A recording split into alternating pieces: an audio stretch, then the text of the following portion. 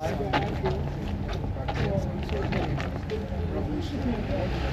it is. Right down here. Let's look. Pull it up, bunch up here, and you can see the outline. The outline of the fort where it would have been down here. Just kind of wait till everybody gets here and they can see this. That's right. Yeah.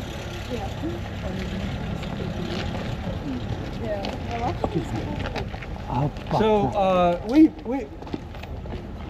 come on up and bunch in here. But we kind of saw they did that at Fort Cumberland. They put the outline of the fort at Fort Cumberland, you know, through the street and the sidewalk. So we did the same thing. And this is where the bastion comes out of the southwest bastion.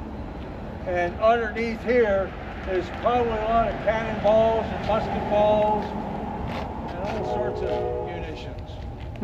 However, they were spread out over time.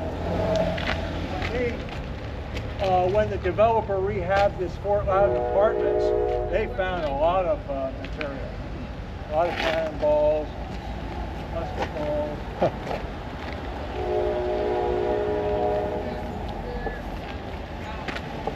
Right. Yeah. And then, you know, if ever you're here again, that sign has a picture of the fort outline.